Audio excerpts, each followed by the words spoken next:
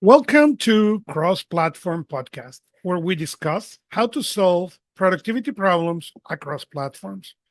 I'm Augusto and Art, And I'm Mark Gelwicks.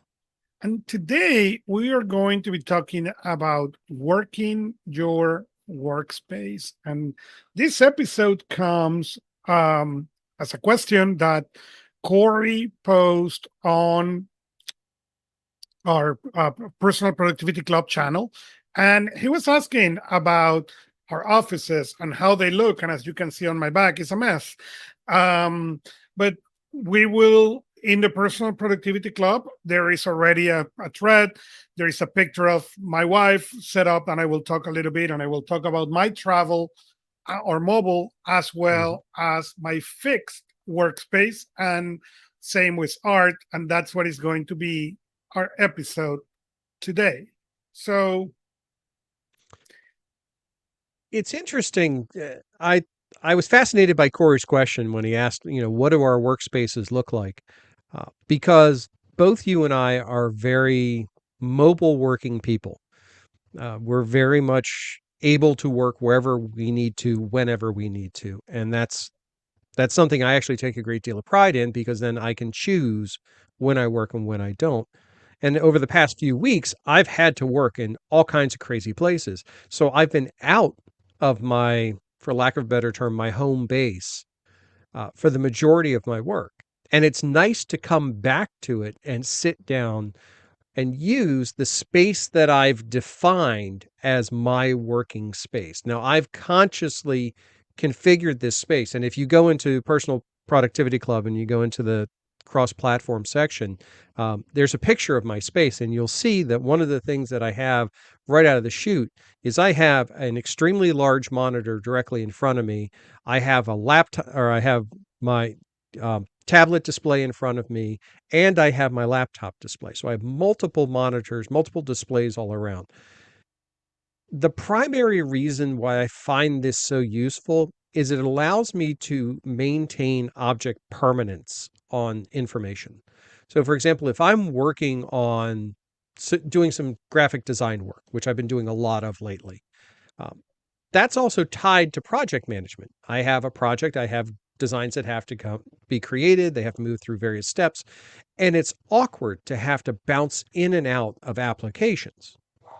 By using the setup that I have, I can either design on the big screen and keep my project management information on my laptop screen or on my tablet screen, which is mirrored to the laptop, or it works in parallel with the laptop screen. Or I could put it in the background if I needed to. But this is by design to have the option and the flexibility to use these different layouts. Uh, the other thing is everything that I need critically is within arm's reach, and anything I don't need critically is not. It is well out. I have to consciously make an effort to get something that I would not absolutely use on a daily basis.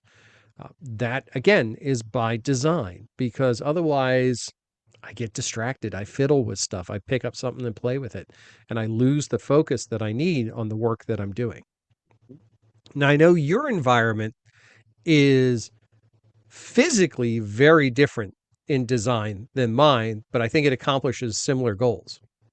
it does. So because of the particularities of my business, so I have a coaching practice. I'm a consultant, and I consult on productivity as and as well as I do technical writing from other clients. So my work varies a lot through the day. I am not doing, one thing. It can go crazy from the outside. So I learned years ago that the more I didn't need more screens, I needed more devices. So I could keep independent things working. So my office, and there is also going to be a picture in Personal Productivity Club. My office has one, two, three, four, five, six, seven, eight, nine screens in front of me. Okay. And they are basically nine devices that they do specific things or different things. One of the reasons we came to cross platform is because if you look in front of me, Most of it is iPads, but there is a PC, there is a Chromebook, there is a Mac, and there is a Windows. And the reason is I need sometimes to test those kind of things. So having the platform available, it's very convenient for me. And I need to be able to access everything anywhere. Why? Because comes the second element.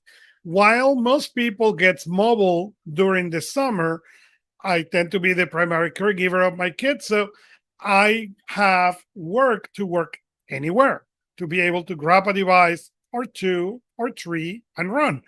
And so my default getaway is a couple of iPads and my phone, and let's go. And I can work anywhere.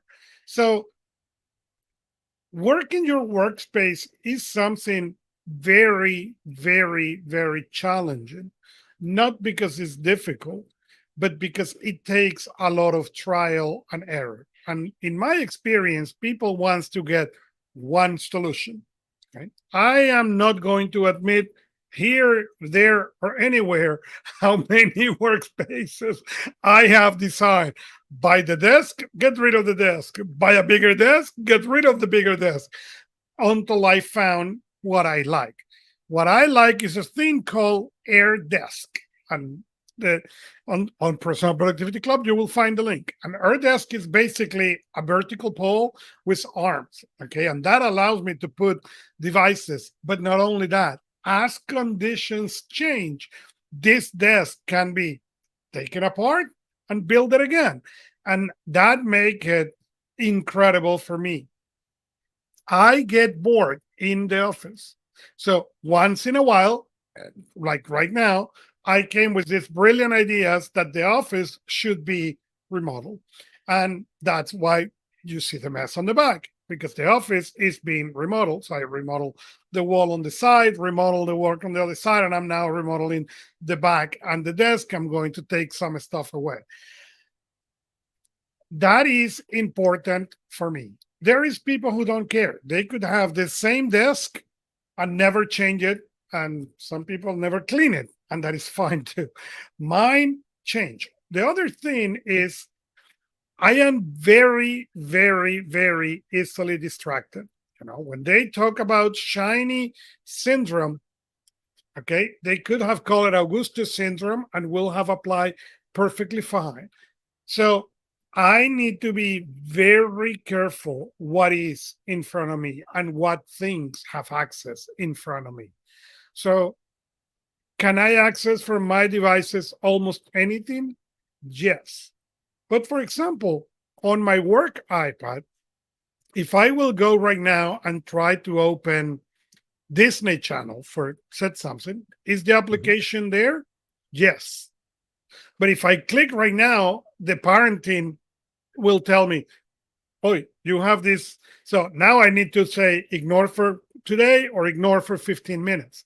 That is enough for me to break the thinking pattern, okay, and just open an application. That applies to social media. That applies to a bunch of things. So that way, at least I break the pattern. I have, as we have discussed in the show, I am very clear on what the devices do. We have a show called the Technology Card that I have, where I list every device and what is their main function. Can they do other things? Yes. Okay, but in most of the time, I really use them for that function specifically. Why? Again, it's a matter of focus. When I look at the MacBook that we are using right now, my brain is not thinking, oh, I also need to do this and this and this and this. My brain is focused on knowing there is a podcast and we're recording and you need to look at the camera. Don't go to the side to do something else because right now the show is there. So that's very, very important for me. Yeah, the ability to focus on work is equal for, or the challenge, should I say, is equal for me. But I have found that I have two requirements on my home space um, that have really shaped it to what it is now. One is the ability to work on multiple screens simultaneously, or should I say multiple windows, because investing in the 4K monitor allows me to place two windows side by side in a vertical layout, uh, which is very conducive to the graphic design work, the project management, and the documentation, specifically documentation, in that layout. So if I'm taking notes on a website that I'm going to make modifications to, I can have the website in a browser on one side, and I can have OneNote on the other side as an open note panel and just literally take my notes, and everything's right there in front of me. And I haven't lost the ability to have the project plan for the effort on the machine in front of me lower that I can then reference against actions. Because as we've talked about in the past, if you're using multiple applications to manage your information, which pretty much everybody does, having your notes in one place and having your tasks in another means that you have to be able to bounce between the two. Well, if I can have them both in front of me simultaneously, also along with the work that I'm working on, now I have continuity of the information flow. I can make sure that the right things are in the right places at the right times so that later on, when I need access to that, it's literally a click away. So that's one of the significant investments that I've made that has paid itself off. Mhm. Now, and this is probably where we really want to explore, what are the things that we've invested in that haven't paid themselves off? And I'll go with an easy one. I bought a nice mechanical keyboard, very clicky, big LED, glowy style keyboard, very pretty. It's in the drawer. I cannot use it for extended periods of time. It just doesn't, it did not do what I asked it to do as part of my home-based environment. Unfortunately, I had it too long to return, but it's one of those things that it just didn't cut it. So I went back to, I actually use my laptop keyboard in the configuration I have it right now, where my laptop is in front of me and my tablet's actually up to my upper left. That laptop keyboard I use all the time for all my work, even at the big monitor. But here's why. Because one of the strains that I put on my home-based environment is to break away from it when I have to be able to go work somewhere else. My entire process is literally just unhooking my laptop from everything and going, because I've got an external drive storage, I've got a USB hub, I've got USB-C power, I've got HDMI for the monitor, and I've got a headphone cable. I pull out 5 connectors and I'm gone. And that's all the effort it takes. I have a separate charger, I have a separate charging cable for USB-C. So I can pick up and go as I need to go. And that has been a stressing requirement of how this environment is defined. But if I were to think about how I worked 4 years ago, there would be no purpose for that whatsoever. A laptop almost was unnecessary for me because I wasn't working in remote locations. I was consistently in either an office or I was working at home. For the most part, I was working here at home. I wasn't going anywhere else. Therefore, nothing had to disconnect. It could be stable. But that has changed quite a bit as my work and my company has changed. So I have to be able to have that adaptation. And I think that's one of the things that people have to give themselves permission to change their environment, to evolve it as they evolve, both personally and professionally. And don't let somebody tell you that there's only one way to do it. The standing desk thing has always been, I know some people who love standing desks. I've tried them. I will probably try them again. But I'm sitting down right now. It's just not my type of working environment that works for me. And that's where I think you have to take note and study. You know, what do you have set up? Is it working? Is it not working? I coached a gentleman one time. We were working on setting up his environment. He's like, it doesn't feel right. It just doesn't vibe for me. I'm like, well, describe it in more detail. He goes, well, some things work and some things don't. I'm like, well, tell me. He goes, well, I really can't. It just feels wrong at times or it feels good at times. I'm like, okay. Since identification is a problem, here's a trick. Let's go to Staples, or at the time Office Max, and we'll buy a stack of green Post-it notes and a stack of red Post-it notes. And as you're working through your environment, if you find something that's working really well for you, put a green Post-it note on it. And if you find something that's problematic, stick a red Post-it note on it. And let's see if we can start to identify the places that need to be changed and the places that should be maintained. We did that for about a week, and he turned around and he's like, yeah, it seems to all be a problem on this one side of the desk. It's just, I'm like, well, then let's redesign that side. And we did that, and all of a sudden he's like, hey, this works so much better now. But it's giving yourself the opportunity to analyze your workspace and how it works in conjunction with what you are trying to do that I think can really make the difference. Now, you've got a situation where you have lots of little displays. Correct. So the question I have for you related to that is that tiring on the eyes? Do you find fatigue's an issue with all these little displays and configurations or anything? Or I don't. So I I have heard that question multiple times. I don't. Um, I don't get my eyes don't get tired. I can look at this for all day. So, but as you described, also this is very conscious because I choose to build my business so I can drive these kids around, my kids. Okay. I said these kids, not my kids. Okay. And some random kids. so not the random kids, but my own. But because of that, I wanted to be able to be as productive here as anywhere else. And what I discovered, like you just said, there are things in which working in the iPad mini that is 8 inches is perfect. And I can take the keyboard and work into that thing on portrait mode and love it.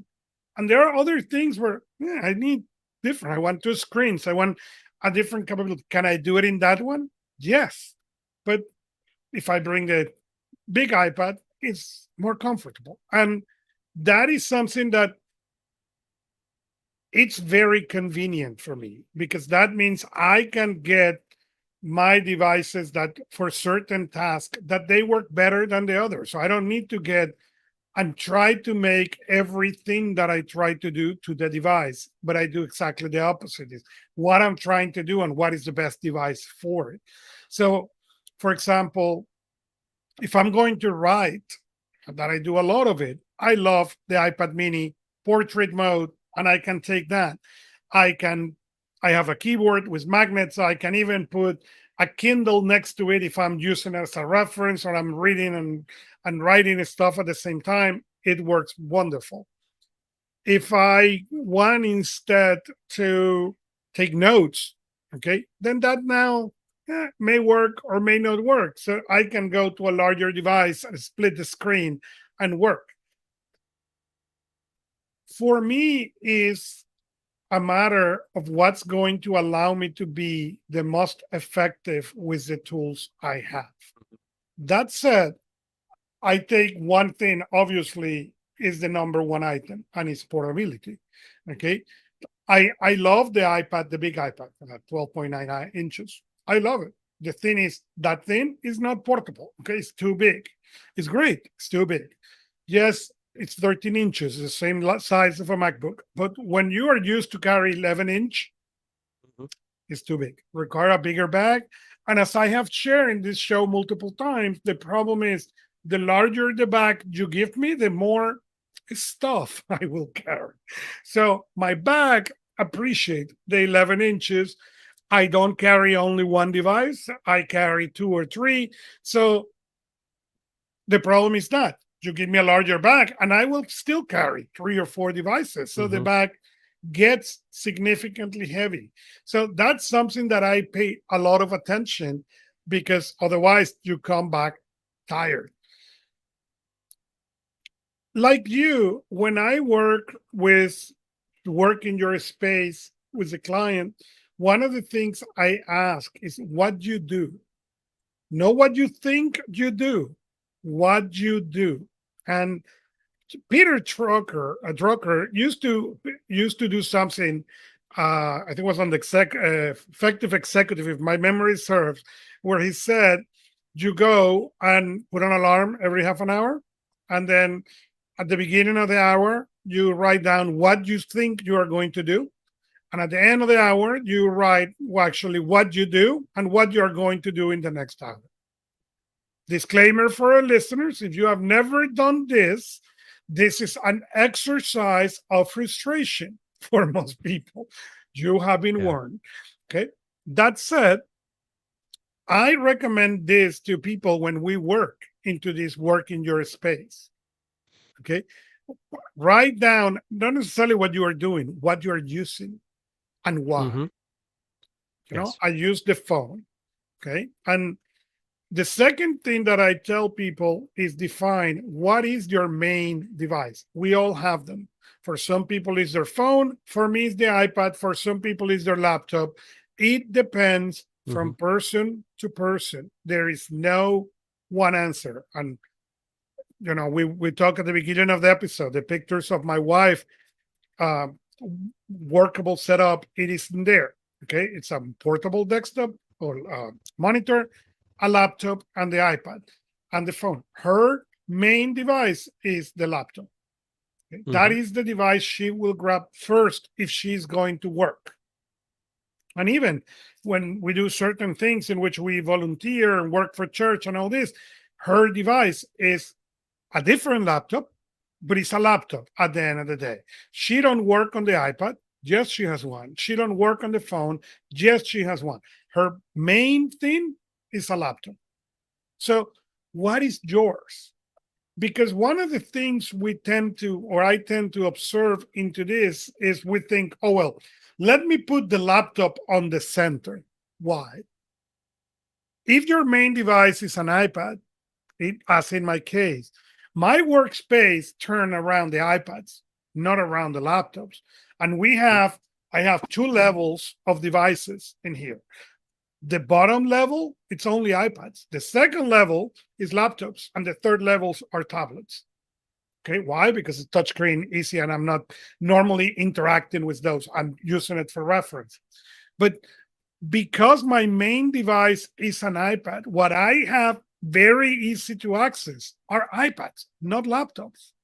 Mm-hmm. So you need to get that very, very, very clear. And actually, I can tell the story. I had a client who he had the laptops, he had the iPad, he had the phone. And in a moment, he discovered that his main device was the phone. Mm-hmm. And what we did was we spent some time looking for a keyboard. Okay? And then his working space changed for a device where he can come when he's coming back to his desk and charge his phone while he works with a larger keyboard. Mm-hmm. He don't use the laptop is there, but that's not his main device. He's fine with the size. He's fine with the screen size. Then why do you want the other device? So that is very, very important as you design this. So as I was saying, this is my center of operations, but I read a lot. Mm-hmm. I write a lot. So I don't write in here. Okay. These too many screens are too distracting for me to write. Okay. So behind these screens, there is a chair. Okay. And on that chair, there is a desk that fold on top of that. And that's where I sit to write. Mm-hmm. So coming back to what I was saying earlier, what you do and where you do it effectively. Right. So for example, I had a client who for years he tried to do his weekly review Friday morning. Why? Mm-hmm. Because David Allen said on his book that Friday morning was his weekly review time. So he thought, well, that makes sense. Let me try to do it there. It didn't work. Didn't work, didn't work, didn't work. Finally, we decide to test to do it on Monday morning. Mhm. Okay. It failed the first week. He was in the office, so people start coming, distracting. He tried coming a little Sure. bit early, didn't work. So, given he has the bandwidth to do this, but his decision was Monday morning, I will not get to the office at 7 or at 8, I will get at 10. And then he will go to a cafe, get a coffee, and do the weekly review before he gets to the office where nobody knows where he is. Okay. And problem solved. Why? Again, he worked the workspace. He cannot do that work there where he was. Jason Fried said that you go to the office not to work. Okay, you need a different place to do work. And for some people, that is actually accurate. They need a different environment for certain kinds of work. So when you work in your workspace, that is important. The last thing, as you said, is remember, things change. What worked for your working things 6 months ago may not work right now. And then I'm sorry, going to use you as an example, but 3 months ago, okay, mobile was a second-hand consideration. Didn't happen every day, Yeah. didn't happen every week, was that important. Okay. Right now, after what happened to your mom, that went from not that important to first priority. And that Yep. is fine. That means your system will evolve. And hey, may happen tomorrow. My work change. And now iPads go to second stage and laptops need to come to first stage for whatever reason. Fine. Be okay with that. Do not think that you're going to develop this workspace and nothing is going to change, because that the only thing that is going to produce is frustration. Yeah, it's really critical to look at situations like adapting your system on the fly, or situations like, well, it's only going to be this way for a short period of time. Do I have to tear it all down and rebuild it? And I think two of the things that have been most useful to me, I talked about the monitor and things like that, but when I got into a situation where my home base wasn't actually my home base for an extended period of time, like it's been for the past 3 weeks, the two things that have come in most handy is I have an old Asus ZenBook. It's a 14-inch Windows laptop. It's from like 2015, I think. It's an Intel i5 8th generation, so it's an older machine. But it's running Windows 11, and it does its job. I replaced the battery in it. It's small enough, it fits in my bag. I have one charger, I can take it with me. I have my tablet, but most importantly, I have remote desktop software set up on my primary laptop. Because the last thing, I don't know if I'm going to be somewhere and have had the foresight to take my primary laptop with me if I suddenly need something to work with. But I can have those other devices with me because I'm not as concerned. I mean, if I break the ZenBook, I'll cry a little bit, but that's not that big of a deal. But if I need to get into the primary machine, I can. I can use that remote software.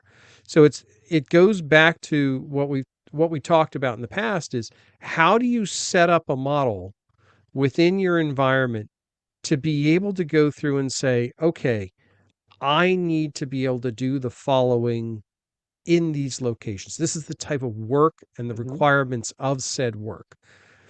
And when you define that space,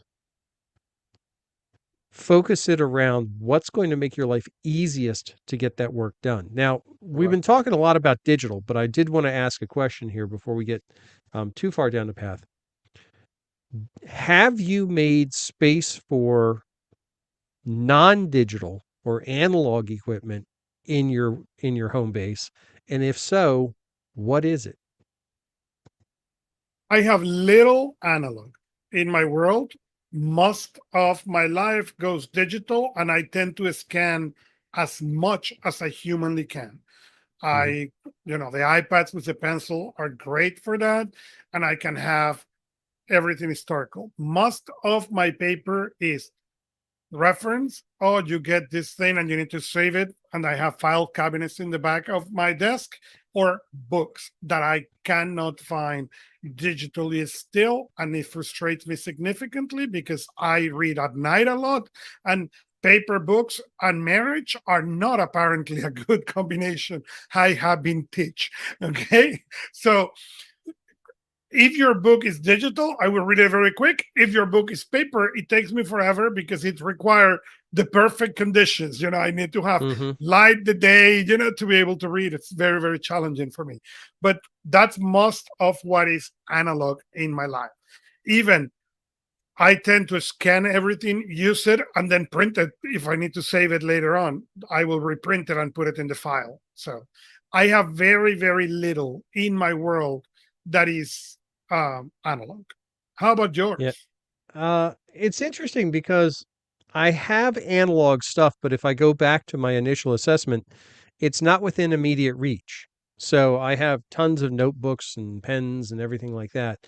But everything's outside of perimeter reach because I don't use it. I don't have a Right. reason to use it. If I need to scratch down a quick note or something, I'll grab my phone. It's got a stylus in it, or I have, and this is one of the things that was useful. I bought a replacement stylus that's compatible with my phone so that I Mhm. can keep the replacement stylus on my desk all the time, even if I pick up my phone and leave with its stylus in its housing. So I don't have to worry about grabbing it. I can just use it like a scratch pad and store stuff in it. Um, that's again one of the advantages of using a tool like OneNote is when I do that, that handwriting recognition is immediately searchable. So I don't have to worry about, oh, did I capture that note properly or anything like that. I can go back and deal with it after the fact. But from a non-digital standpoint, the only thing that's probably even close to analog near me, I have added in a large old laser printer just to be able to print paper copies of things as I'm doing drafts of different design work, just to have something to glance at.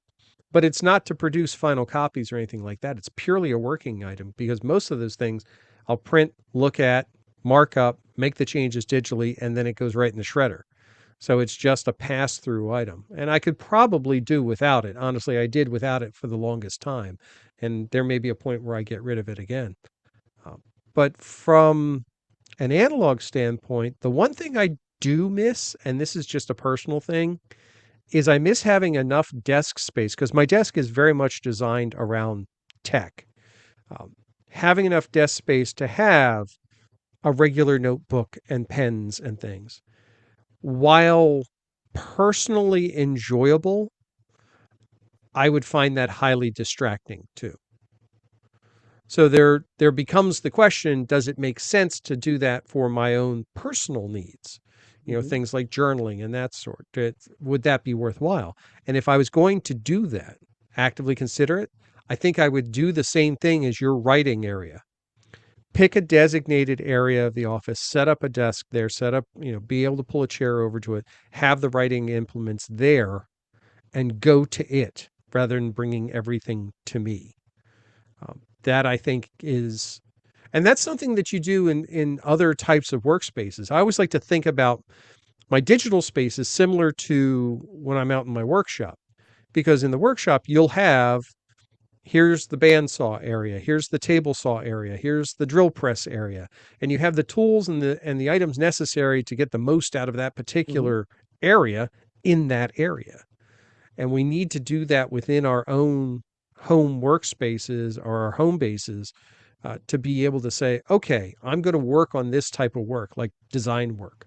Well, if I'm going to do graphic design work, does it make sense to do it in the same spot where I do my bookkeeping? For Well, most maybe. people, the answer is no. And that is the Right. reason it's so important to think that part. And and I get it. Not everybody has the luxury to have Hmm. two, three, four working spaces, but you're thinking. I remember many years ago working with a coach, and we were talking about writing, and he said, was unhappy about my output. And then he said, well, what do you need for writing?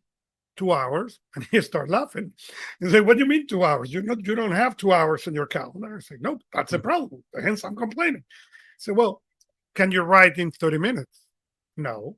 And it was true. At that time, no, I could not. I needed the 2 hours.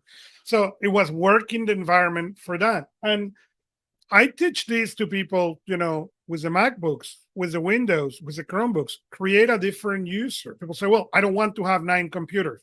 Get it. Mhm. Now let's create, different computers, different users. So entering a machine that you configure for your accounting needs, okay, with different colors, and then log out of that machine and log in into a writing machine, or log in into a machine where you're going to do this, or even when you're going to play. Okay, you will use the same the same hardware, but your brain will associate one work or the other and will bring that. It's all about manage that brain, what the brain thinks you are going to do. If you do everything on the same 13 inches and everything looks the same, your brain tend to have a harder time focusing than when you are getting a device for a particular thing. When people say, why do you have more than one Kindle? That is the reason. The reason is there is a Kindle that I use for certain kind of reading than other. And it's very easy. I can grab the Kindle. If I want to read fiction, I grab the Kindle. And I know there is fiction in there. And the brain don't need to think, okay, do you need me to pay attention to this? Or this now we're going to relax? Because both readings are important, but you are assuming that the brain can do that switch that fast. In my experience, it cannot if you give them the same conditions. So, and again, you don't want to have multiple devices with the reading. Use black or dark mode to read one kind of things, and normal mode to read the other ones. That's enough for the brain to make the switch. Oh, he's going to read fiction. Look, it is all black. Okay. When you do those triggers to the brain has the ability to refocus and be on the better state of mind much faster than when you do everything on the same color blue and the same screen, and you have trying to be creative while your email is dinging there that you got another offer from Michael's. It's interesting that you bring that up, because I hadn't really thought that much about secondary locations. And I think we all have, if we have a home base set up, there's always some other location where we will go to do certain types of things. And if I think about myself, for example, when I do my daily planning, I do it first thing in the morning, usually as my wife's getting ready to leave for work. I sit at my seat at our dining room table, and I will have my laptop there in front of me at that seat. But I'm not doing bookkeeping there. I'm not doing, graphic design work there. What I'm typically doing is I'm looking over what's going over there. I'll be reading the news. I'll be, capturing, a couple things that I want to read later. Maybe I'll catch up on a couple of videos that I wanted to watch.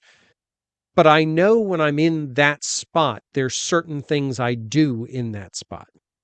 There's other things that I don't do in that spot. And that's where I think it's important when you quantify, and as we're talking about here, different places to work. It doesn't have to be a full workstation set up at each location. It could be something as simple as a reading nook with your iPad, because you know the type of work that you're going to do in that reading nook is consuming, understanding, processing information, learning. Those are viable types of work, and you have a designated place that, you're right, your brain chemistry is going to go, oh, I'm in this spot, therefore I should be ready to do the following. I should be ready to read. I should be ready to watch. I should be ready to listen and learn. That, I think, is very useful. There's a lot to be said for the continuity of doing that. And it sounds silly. I get it. But let me tell you, I sit in the morning, okay, like you, I wake up, I meditate, okay, make coffee, and then I tend to journal. Okay, that tend to happen most mornings. And I sit on a particular side of the couch inside of the living room. Okay. Hmm. When I want to do other things, I sit on the opposite side of the couch. And it sounds silly, yes, it does. But the brain, when I sit on the other side, the brain is not thinking, oh, we need to journal. No, no, no. No. Here we may do other things. When I sit on the journal sit, Hmm. okay, the brain gets ready to journal, to relax, etc. So that's very, very important to understand. It sounds as it's not that important, but it is. No, it's definitely something that I think if you take time to look not only at what you're working on, but how, when you have those times that you feel you are working well, taking the time immediately, not waiting till the weekly review or anything like that, but Mhm. immediately look and see, okay, what about this was good? What about this made it function? And then taking those notes and saying, can I duplicate that? Will it work again? It makes a big step. And I think it can get us to a good point from not only our home base, but wherever our base of work is going to be. And and that is the reason I've been for many years saying those rituals again. It's all about can I go right now, grab my iPad and go to the coast, drive an hour and do a week review in there? Yes. It sounds awesome. Maybe. And not today that is like 3,000 degrees outside, but normally maybe great. Okay. But the problem is this: if I get to that ocean and now I sit and it's not my chair and it's not that comfortable, okay, how long is going to take me to get into weekly review mode? Okay. And that it's important for me. So my way to counter that is I get Beethoven Ninth Symphony and I only listen to Beethoven Ninth Symphony for weekly review. Okay, perfect. Then the brain can get into weekly review mode like this. The other things works the same. When you do creative mode, what you do, how you do it, when you do accounting, when you do, what are the things? And if you pay attention, you will notice the things that you enjoy versus the things that you don't enjoy on your work. There are certain things that you do unconsciously. And when you pay attention to them, now you can turn them to make them even more effective. Yeah, absolutely. I think the music part is an underrated piece of this too. I mean, I know some people aren't music people. They like to have a podcast on or something. And usually that's just to have, a background sound. And that's actually what the music winds up being. But being cognizant enough of how you function to know that you need some sort of basically auditory walls around you to be able to focus can be really useful. I know some people will go through, and I've tried this a few times, and it works for locking your brain down. Uh, Taking a favorite song that you know extremely well, that doesn't get you too hyped up, it's just one that you like to hear, and just putting just that one song on a loop while you're working and letting it play over and over and over because you know how quickly you stop hearing it. Right. It's just that background sound. But finding those types of things that you can work into your environment can make a huge difference and make that environment comfortable. And I think that's probably the where I want to kind of wrap this up today is home base workspaces give you the opportunity to make that workspace your own, to make it Mhm. a friendly, comfortable, facilitating location to do good quality work. Unlike having to go into a corporate space where somebody has defined it based on budgetary requirements and somebody's cockamamie idea of what an open space in our architecture should be. You don't have to deal with any of that if you're defining your own space. So do that. Put the effort in. It is worth the return that you will get from spending time defining your own home-based workspace. But I'm going to say, even when you can't, okay, and there is a lot of people who, hey, go, as you said, to the open working space, or I need to go to the office 3 times a week. You and I, over the years, had enough portable bags to make that thing comfortable. Yes, that may mean that you need to carry more stuff in and more stuff out, especially now that people don't go every day. And then you don't get necessarily your location, you get someplace into that building. You may need to Mhm. carry more stuff with you and back. Take it. Because the more stuff you take to make yourself comfortable, to make yourself effective, Mhm. the more effective you are going to be. I have talked in this show. I cannot unplug it because the show will go down.